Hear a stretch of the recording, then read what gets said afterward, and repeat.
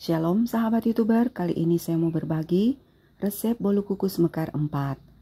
Dan resep ini merupakan kombinasi dari beberapa resep yang saya padukan menjadi satu. Untuk tekstur dari kue ini lembut, agak padat tetapi ringan dan juga moist. Dan bagaimana cara buat agar kue ini bisa mekar 4? Simak videonya ya.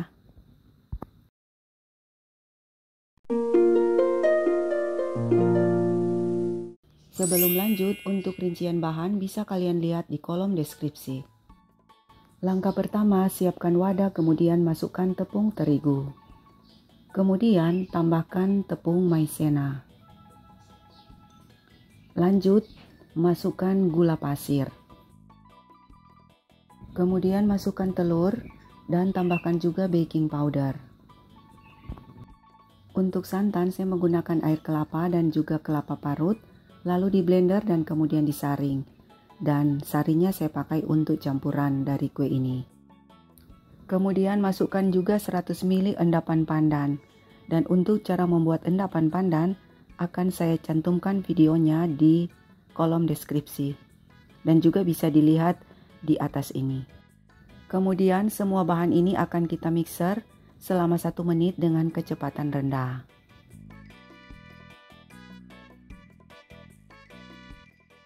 Setelah 1 menit, tambahkan SP sebanyak setengah sendok teh.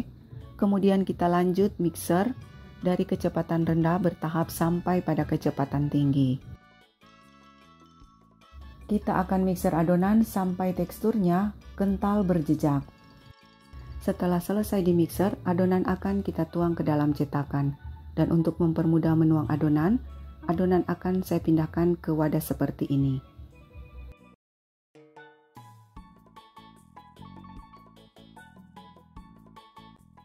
Kemudian dari adonan yang ada akan saya sisakan sebanyak sepertiga adonan untuk ditambahkan pasta black forest.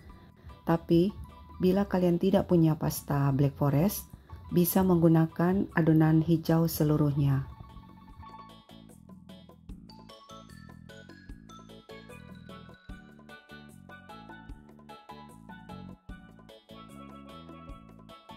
Sebelum adonan kita tuang ke dalam cetakan, panaskan panci kukusan terlebih dahulu dengan api besar hingga mendidih.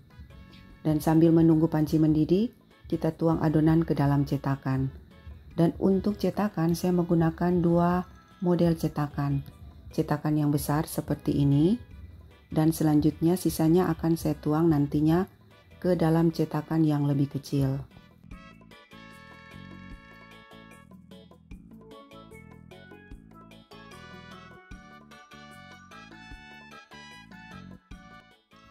Tuang adonan sampai penuh, sampai memenuhi permukaan cetakan.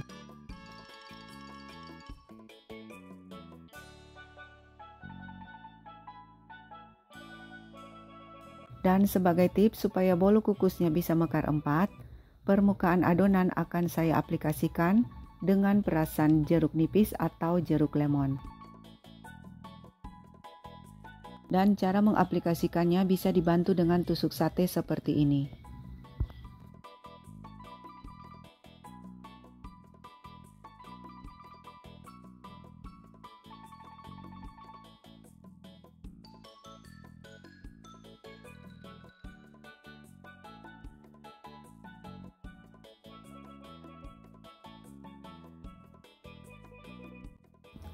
Sebelum kue dikukus, pastikan air dalam panci kukusan sudah benar-benar mendidih. Dan kue akan kita kukus selama 25 menit. Karena bentuk cetakannya lumayan besar, jadi untuk mengukusnya juga perlu waktu yang sedikit lama. Setelah 25 menit, panci kukusan sudah bisa dibuka. Dan seperti ini hasilnya.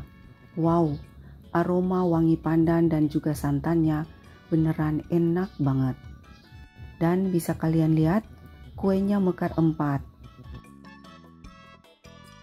Kemudian lanjut tuang sisa adonan ke cetakan yang lebih kecil.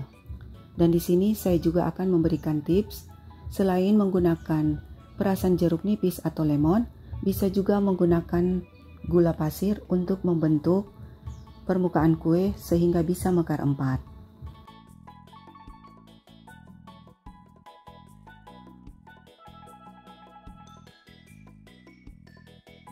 Untuk barisan bagian depan kue akan saya gunakan perasan jeruk nipis untuk membentuk adonan agar bisa mekar 4. Dan untuk baris bagian belakang kue akan saya gunakan gula pasir untuk membentuk kue agar bisa mekar 4. Dan nanti kita lihat hasil akhirnya seperti apa.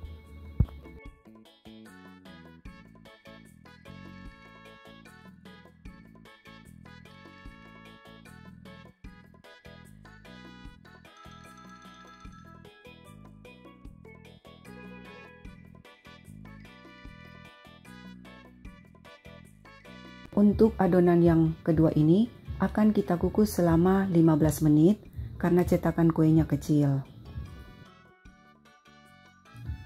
Dan setelah 15 menit, seperti ini tampilan dari kue yang telah matang. Dan bisa kalian lihat, ternyata dengan uji coba yang kita lakukan, perasan jeruk nipis atau lemon benar-benar berhasil. Dan untuk gula pasir, ternyata tidak menjamin bisa mekar 4. Ada juga yang mekar 3. Pada waktu panci kukusan kita buka, aroma wangi pandan dan santannya beneran harum dan wangi serta enak banget. Tekstur dari kue ini lembut dan agak padat, tetapi ringan dan juga moist. Resep ini merupakan kombinasi dari beberapa resep yang coba saya padukan dan ternyata hasilnya wow, enak banget. Wajib coba. Bila video ini bermanfaat, jangan lupa di like, subscribe, dan di share ya. Dan jika punya pertanyaan atau saran, silahkan tinggalkan pesan di kolom komentar. Terima kasih sudah berkunjung di channel Marjo Kuman. Sampai jumpa di resep selanjutnya.